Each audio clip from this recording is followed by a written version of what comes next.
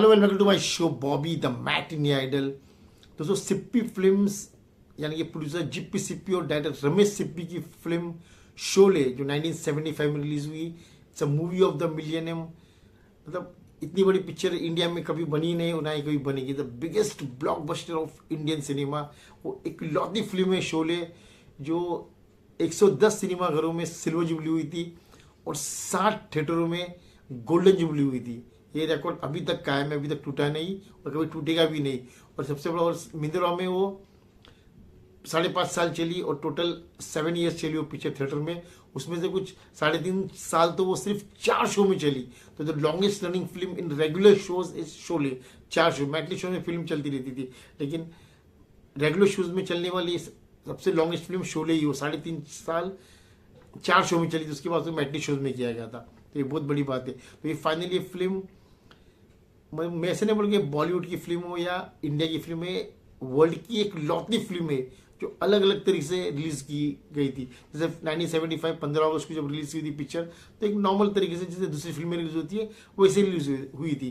लेकिन मिंदरा सिनेमा में उसको 70 में बड़े पर्दे पर रिलीज किया था और उसका जो साउंड सिस्टम था वो थिएटर में एक अजीब अलग तरीके से मतलब डिजाइन किया था। और जैसे कि बच्चन साहब गोलियां चले थे, धर्म जी गोलियां चले थे, तो गोलियां क्या आपको सीट के नीचे से आएगी, पीछे से आएगी, उस तरह का साउंड 75 में किया था। मतलब धर्म जी जब लास्ट में बच्चन साहब के हाथ से कॉइन लेते हो, कॉइन फेंकते, तो कॉइन का आवाज आपको आपके सीट के नीचे आएगा, आपको इसलिए कॉइन आपके सीट के नीचे गिरा है, और इस तरह साउंड डिजाइन किया था।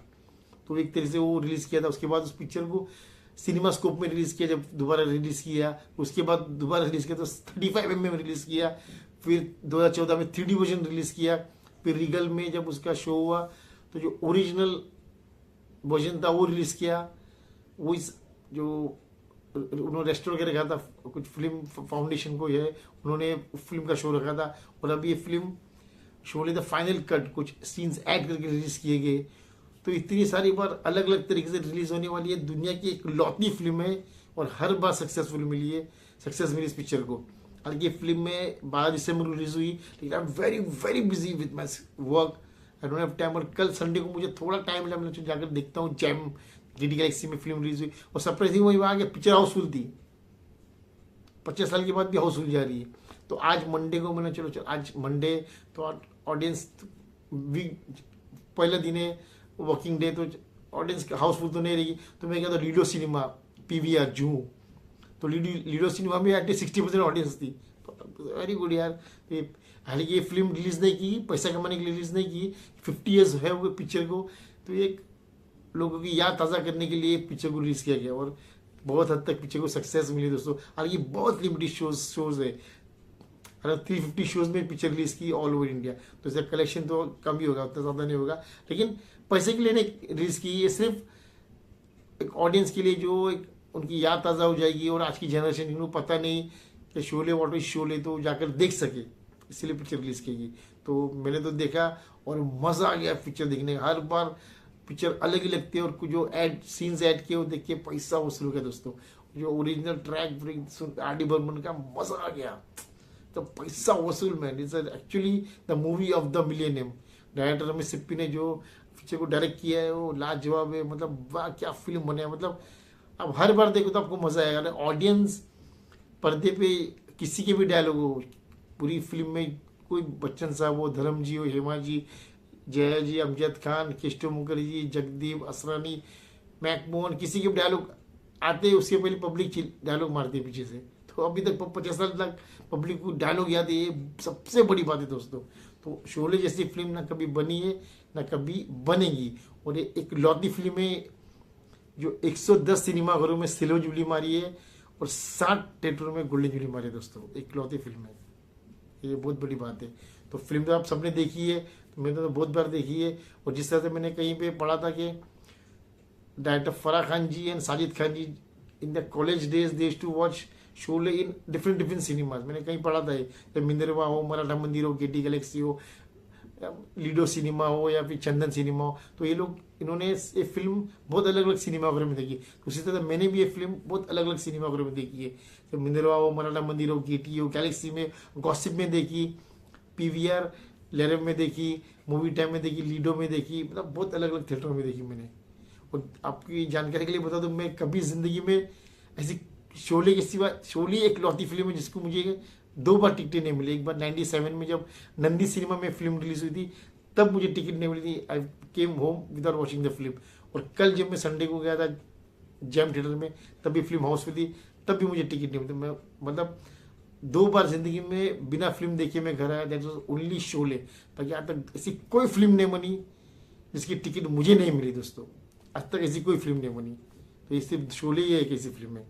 और आपने सबने पिक्चर तो देखी है, सबका परफॉर्मेंस देखा है, सभी एक्टर्स, मेनली धर्मजी, बच्चन साहब, संजीव कुमार, अमजद खान, हेमा जी या वो या जया जी, सबका परफॉर्मेंस लाजवाब है। पूरी फिल्म धमाकेदार है। और मैंने तो इतनी बार देखी तो मुझे कि डायरेक्ट मतलब एक एक एक्टर के मतलब नाम तक याद है। जैसे कि Dharamji was Veeru, Amitabh Bachchan was Jai, Sanjeev Kumar was Thakur, Baldev Singh, Amjad Khan was Gabbar Singh, Hema ji was Basanti, Jaya Bachchan ji was Radha, Macmohan was Sambha, Krishna Mukherjee was Harilal Nai, Jagdeep was Soorma Bhopali, Asrani was अंग्रेज के जमाने के जेलर, correct, Viju Khote was Kalia, Satyen Kapoor was Ramlal, okay, the घोड़ा was Dhanno, Sachin was Ahmed, and एक एंगल वॉज इमाम साहब।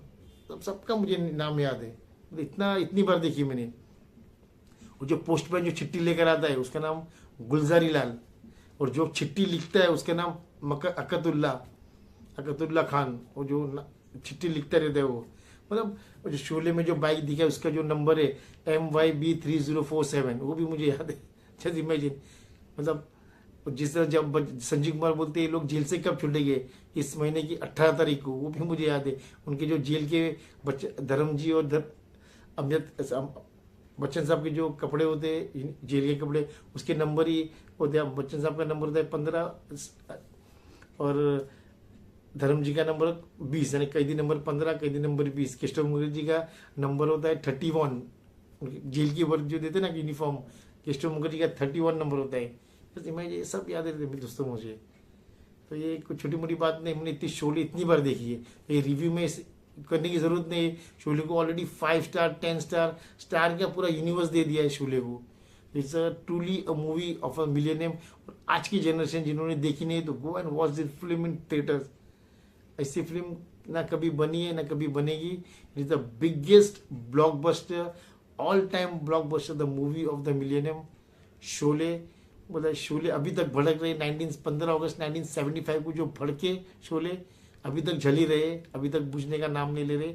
50 साल हो गए। और जब फिल्म शुरू होती है तो धर्म जी का पोस्टर दिखाते, धर्म जी या जितने भी लोग मर गए उन सबकी तस्वीरें दिखाती है। शोले फिल्म शुरू होती है तब। तो ये बहुत अच्छी बात है, रमेश सिप्पी ने बहुत अच्छा किया कि बहुत कम लोग जिंदा है शोले की कास्ट से देखा जाए। सिर्फ रमेश सिप्पी जी है जो पीछे के डायरेक्टर है, सलीम जावेद है, और जो कास्ट है उसमें से सिर्फ बच्चन साहब, हेमा जी, जया जी है, सचिन है, 4 लोग ही जिंदा है, बाकी तो I don't think anybody is alive. तो ये बहुत बड़ी बात है। सबकी तस्वीरें दिखाई उन्होंने, वेरी गुड थिंग। तो guys go and watch Sholay once again in theater. Surely the final cut, you will definitely love it. You know, it's a movie of the million. So guys, subscribe my channel. Please subscribe my channel. Till then is bye saying goodbye and God bless you guys.